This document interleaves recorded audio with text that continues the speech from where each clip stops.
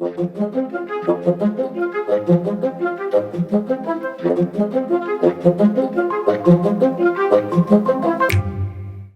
guys, welcome back to another NDURANZ Podcast. Hi Tim, how are you doing? Hi Tom, I'm doing great now that I'm back in Birmingham, in this lovely weather that we have here, cold temperatures. So yeah, you? Oh yeah, not too bad. Also not enjoying the cold temperatures and icy roads we've been having, but looking forward to getting some warmer weather soon. Yeah, in Slovenia they have snow at the moment, so I'm pretty happy to be here because otherwise even commuting would be difficult. You've done well to avoid that then. Yeah. Just the ice.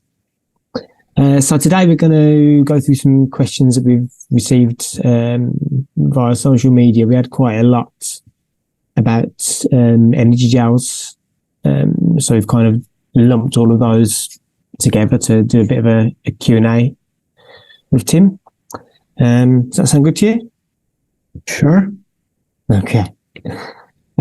So first of all, I mean, it's a pretty basic one, but what actually is an energy gel? How does it differ from an energy drink or a solid bar or something? Yeah, so like energy gels are nothing special actually. They are basically concentrated carbohydrate source. So basically in a very small amount of liquid, which is water, we kind of dissolve the carbohydrates, and that makes also the texture a bit more thick. It's pretty much like almost like honey or a syrup, and basically that's an energy gel. And the idea is to get as many carbohydrates as possible in a small amount of liquid. Mm-hmm. And in comparison to energy drinks, it's very similar. Like energy drinks have more water, so also we care about hydration. And in comparison with bars, we usually pretty much have no fats and no fiber, whereas in energy bars we usually have a little bit of fats and a little bit of fiber, and you also have to chew them, whereas gels you just drink them basically, and that's basically the biggest difference. So they've been around for, I'm trying to think back when they probably first came out, they've probably been around for over 20 years, maybe longer, I guess. Would you say there's an advantage to taking a gel compared to another form of carbohydrates, or are they all pretty much equal? It's down to your preference. I think it's actually down to preference. I'm a big fan of energy gels myself, because I can like stack them into my pockets, and I'm usually on the road alone. So like I can take, I don't know, 5, 6, 7, 8 gels depending on the planned duration, and then I can just fill in the bottles when I stop with water wherever I can get it. So it's very convenient from that perspective. Whereas I know that like cyclists in races actually use less gels and drink more fluids, basically, so sports sport drinks, because basically they can get sports drinks whenever they want or more often. So it's basically either personal preference or what is more convenient. And I like gels more than bars just because of the ability to kind of reduce the amounts of necessary fats and fiber. So I think it's also easier to eat. They're denser. And just basically it's my preference, I guess. So you're just getting what you need on the bike, really. There's no extra stuff to digest that isn't really needed for during training or during a race. Yeah, exactly. But I don't think it's like that would be a big problem. I guess gels are much easier to digest when the intensity is high, whereas bars are like just fine in like zone 1, zone 2 riding. No problem there. So basically that's it. And obviously they're like a lot more concentrated than you would getting from taking your carbohydrates for a sports drink. Some gels say they're isotonic. How does that work? Are they really isotonic? Yeah, I guess there is one manufacturer in the world that can actually does make isotonic gels, or perhaps there are two. But I'm not really like into this isotonic thing, because I think it doesn't really make sense. There is no benefit with the gels being isotonic. And one of the things is that those isotonic gels contain pure maltodextrin, so they have no fructose whatsoever, because maltodextrin can then be such that you actually achieve the liquids to be isotonic. Whereas we know that absorption both of water, so for hydration perspective, and also carbohydrates is much better when there is fructose added to it, and additional fructose immediately increases the osmolality or osmolarity of the solution. So I don't think it doesn't make any sense to promote isotonic gels, and the isotonic gels are no better, can actually be worse than gels that are not isotonic. And I guess you're getting, then they're more liquidy, aren't they? So you're getting relatively less carbs per serving normally in those gels, I think. Oh yeah, that's also a good point. Yeah, so like the amount of the carbohydrate you get like per serving, so like most gels out there are probably like 60 milliliter packages. So for instance, NDURANZ gel has in 60 milliliters 45 grams of carbohydrates, whereas those isotonic gels have 20 grams of carbohydrates. So a big difference there. So they're not fueling you as well because they haven't got the fructose added, and also you'd need twice as much to get the same amount of carbs anyway, even if it was purely gram for gram. Yeah, exactly. Okay. And so you mentioned maltodextrin as part of that, and obviously that's a staple ingredient in most sports drinks, gels. How does that differ from just having pure glucose as your energy source then? So basically what maltodextrin is, it's a long molecule made of glucose molecules. So they're like bound together, like it's a long chain. There are different maltodextrins out in the market, so like different lengths of these chains. But the biggest, like the positive thing about maltodextrin and why it's preferred over glucose sometimes is that because the glucose are bound together, like you have one big molecule. So if you dissolve this carbohydrate source like maltodextrin into the water, per milliliter of water or per given amount of water, you get a smaller amount of particles with maltodextrin. Whereas glucose, it's floating on its own or dissolved on its own. Maltodextrin, you have more glucose molecules in one single molecule. So from that perspective, the osmolarity of the solution in this is, as a result, lower. The second benefit of maltodextrin usually is that it's not sweet.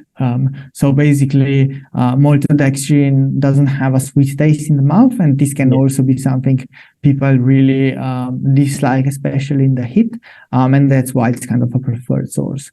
And the third reason why people kind of use maltodextrin over glucose is that it's not considered to be a sugar. So you can actually see some energy gels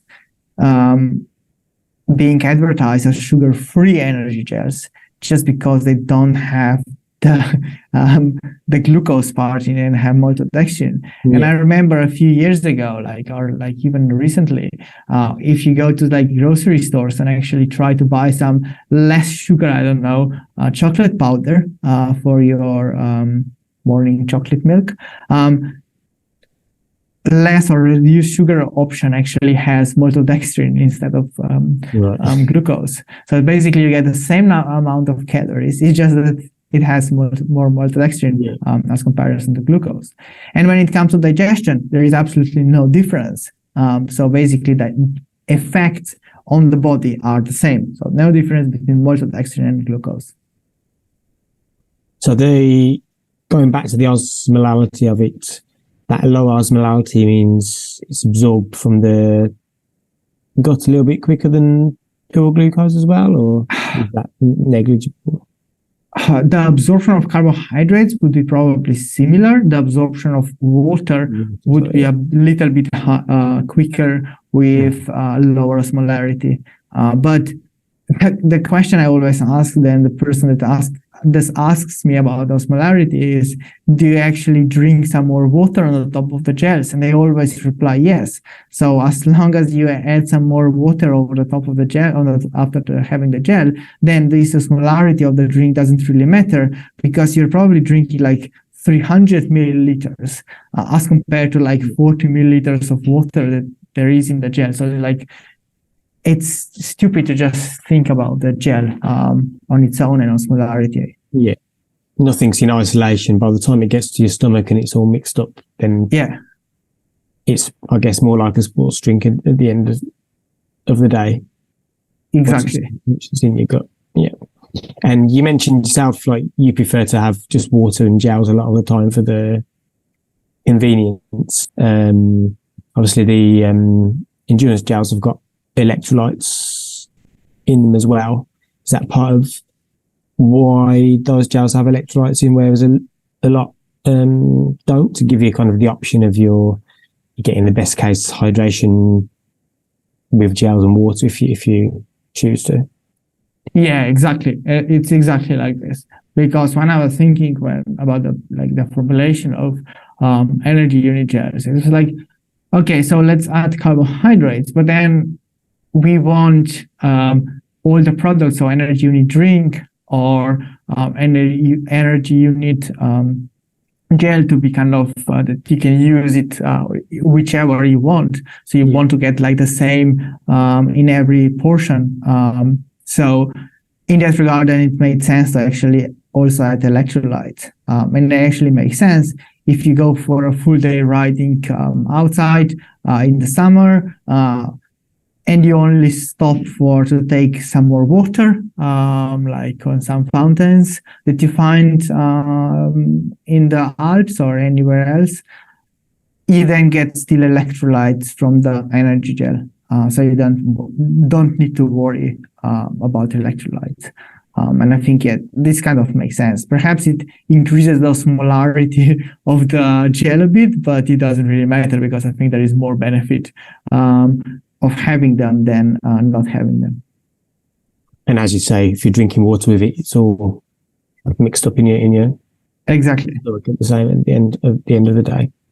And so the composition is obviously the same between the drinks and the gels for endurance. So you've got the same 1 to 0.8 ratio of maltodextrin to fructose as well. Yeah, exactly. I think this, like, there is enough evidence to say this ratio is like kind of optimal in terms of gastrointestinal discomfort perspective.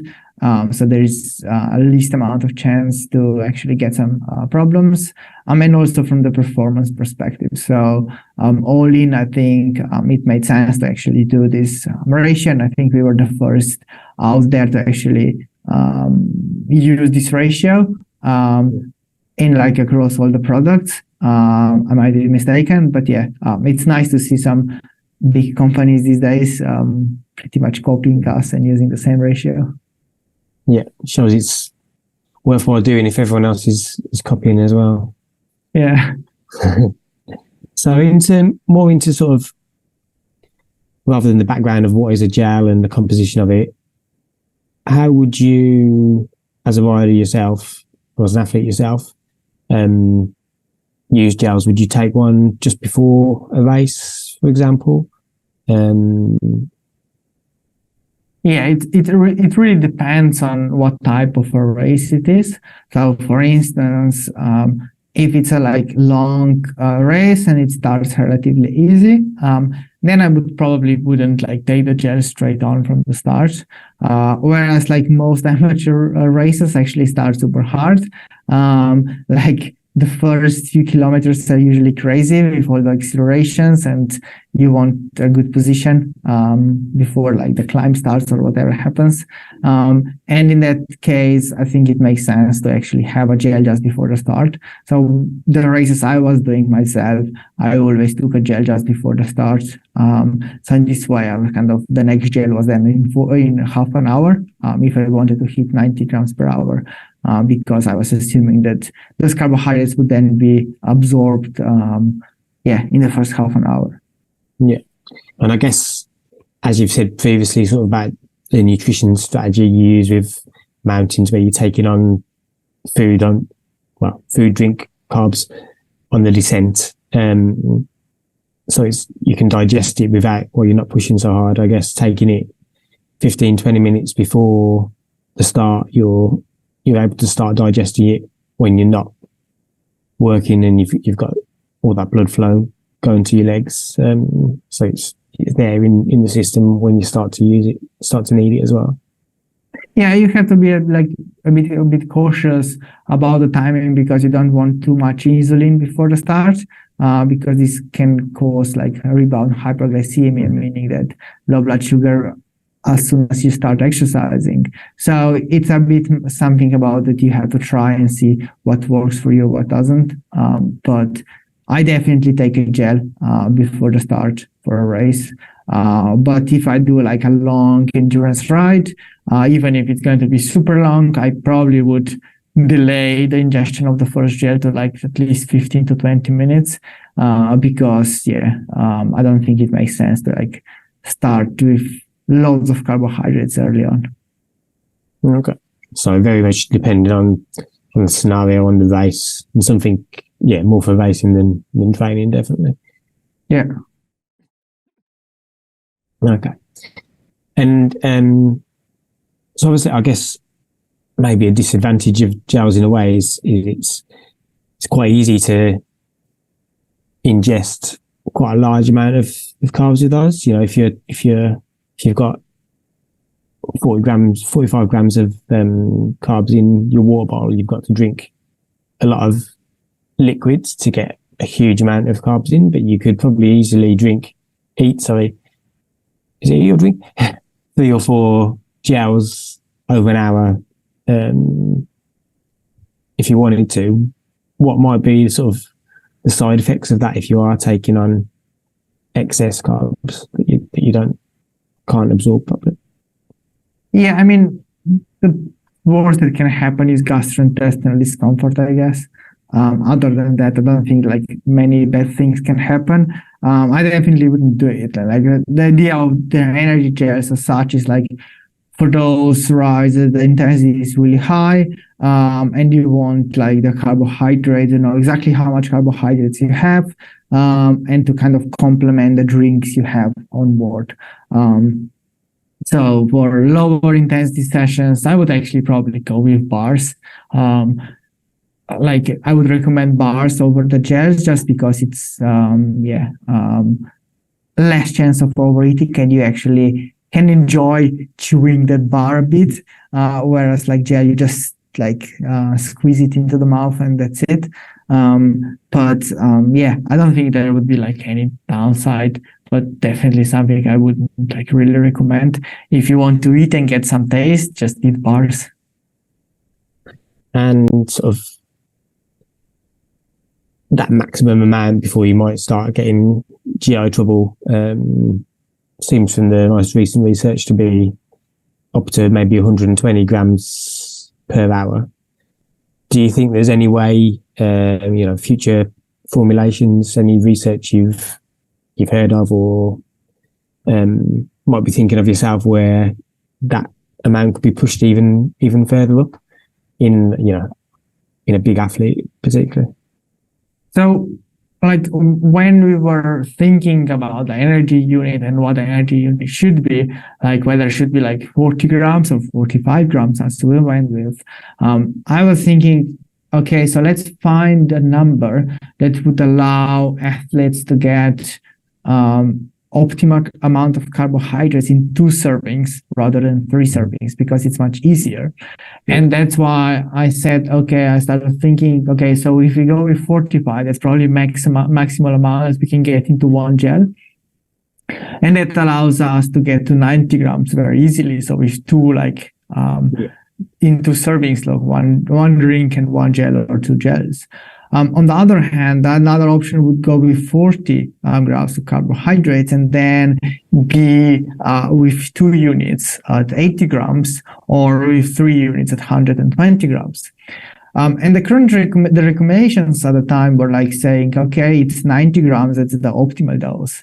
And reviewing the literature, I was pretty convinced that it's actually 90 grams that's kind of the optimal, especially considering that the users are mostly amateur riders anyway. And I don't think there is a lot of benefit in going much higher than 90 grams for most people. And we followed up with a research article, with a research study that we published last summer, in which we actually compared the 90 versus 120 grams per hour during steady state exercise. And what we found was that it can actually oxidize more than 90 grams per hour of the ingested carbohydrates. The problem is that this did not translate into sparing of glycogen in the body. So basically, what happened was you increase the utilization of ingested carbohydrates, but not at the expense of less muscle or liver glycogen, but at a expense of reducing fat oxidation rates. And I don't think there is any benefit then to go super high with carbohydrates if you're just basically sparing fat oxidation rates. There are some scenarios where I would consider going higher and actually recommend going higher with really good athletes. And we know Sam Laidlaw went with higher than 90 grams. I know from my riders that I work with, sometimes we go higher than 90 grams per hour. But is this the next kind of step 120, or is it even higher? And I don't think it's 120. It can be even higher because that's just like a number. And what I actually did was we just tested a number. We didn't test like 120, 121, 122, whatever. We just tested 120. So I'm pretty sure that some people could tolerate and absorb it even more.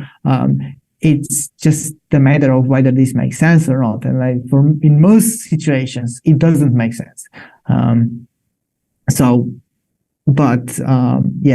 basically that's kind of the answer, I guess. And I guess even for those athletes who 120 grams might make sense for, it might be individual between those as well. So it's something that rather than relying on the literature says I can absorb 120 grams, something that you're going to have to try yourself in training and see. And maybe for someone it's 110, someone's 120, someone it's 130, and something they're going to have to find out themselves in a way. Yeah, I mean, one of the things is you can only properly test this in the lab, and nobody actually offers those services at the moment because it's pretty expensive in the first place, and secondly, also you need some specialized equipment, and the analysis takes time, and so on and so forth.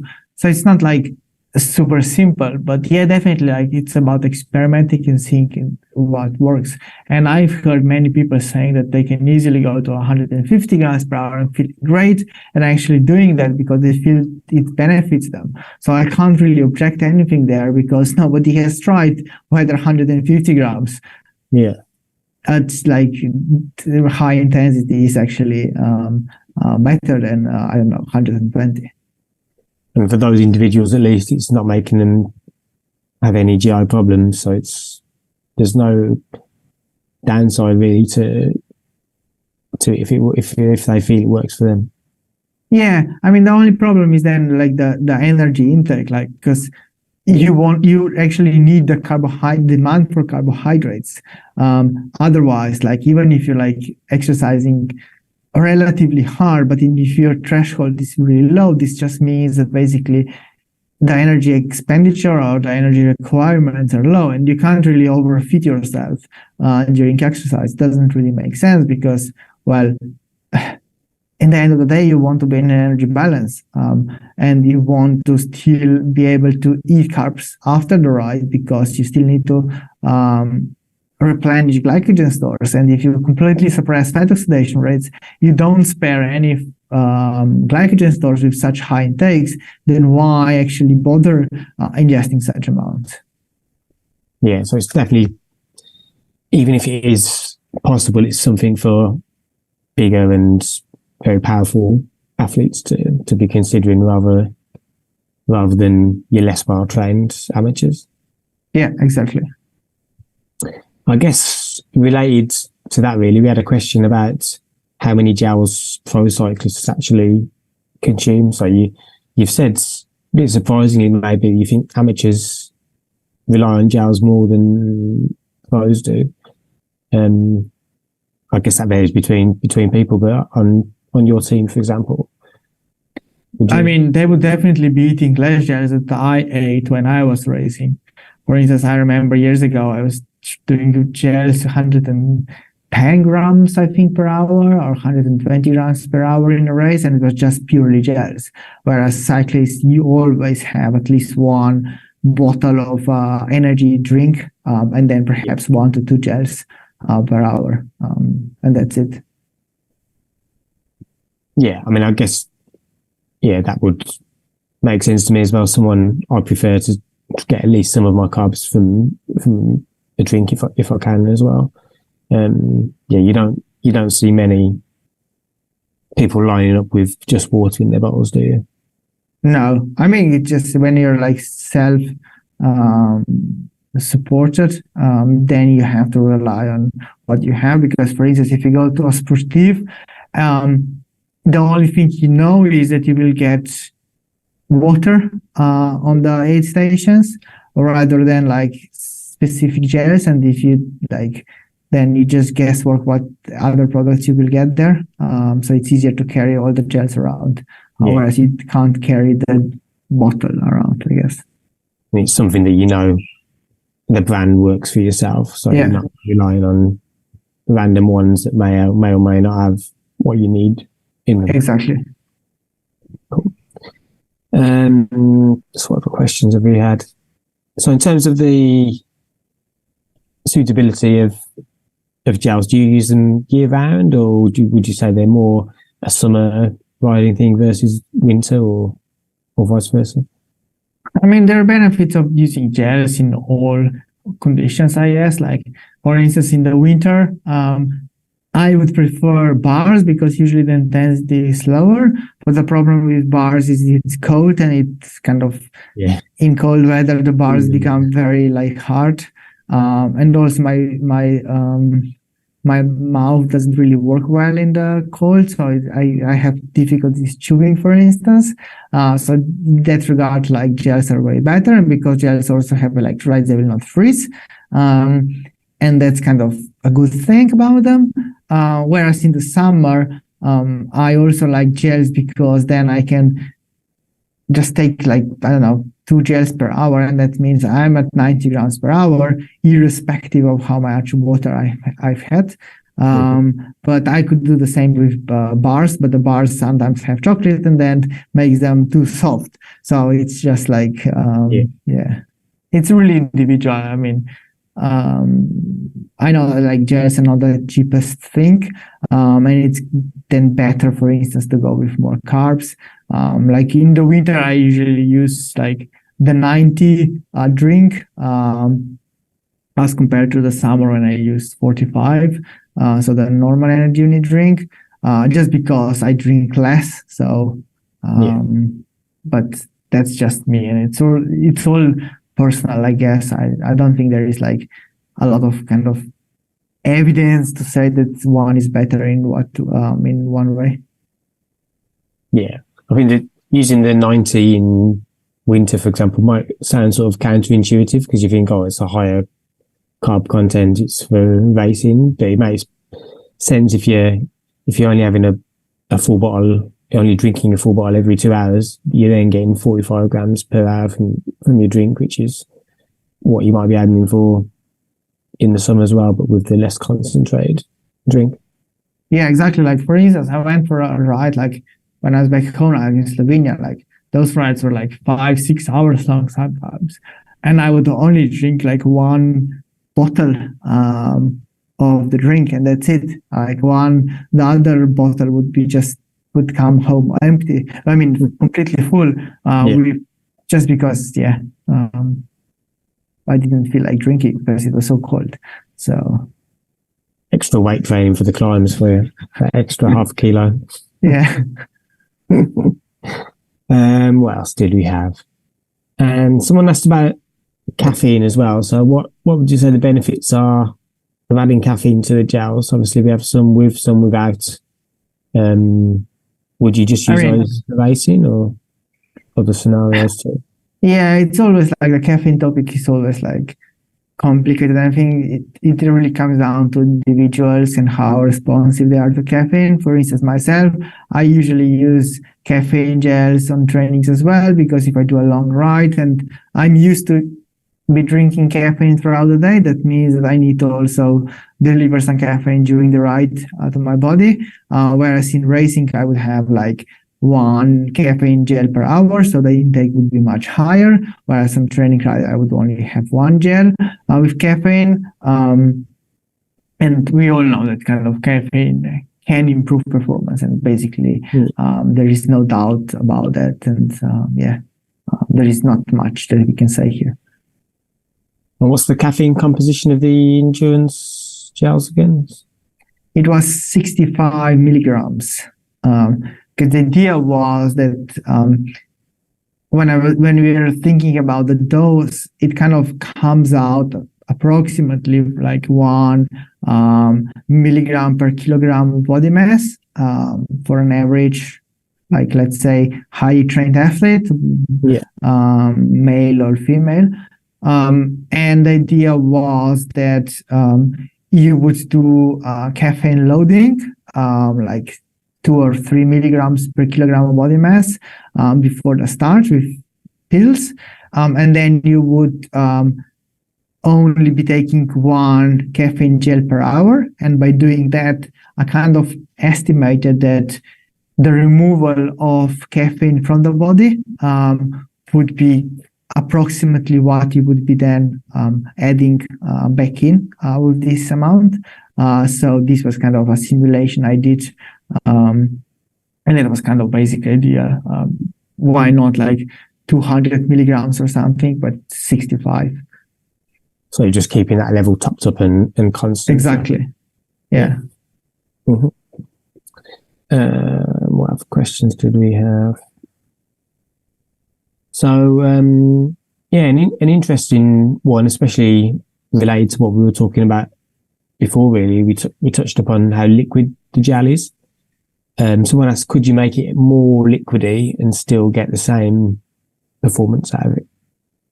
Yeah, I mean, then we get to the point that we're talking about the drink, actually. I mean, because basically, I know it might not sound great, but you can actually make your own gel by just taking the components of the energy unit drink and dilute them in very small amount of water. And that's basically, you will get a gel. Basically, the texture will be like an energy unit gel. So that's basically a concentrated drink. So you can make it more liquidy. The problem is then if you do it more liquidy, is that you need a bigger packaging for the same amount of carbohydrates. Because if you think about it, we have 60 milliliter gels and 45 grams of carbohydrates in there. So how much water is it there? Like, not a lot. We could do like more, we could add more liquid, but then we would also need to have bigger gels. Do we actually want bigger gels? Not really, because there is not a lot of space in our pockets. And you can always have a drink if that's the case.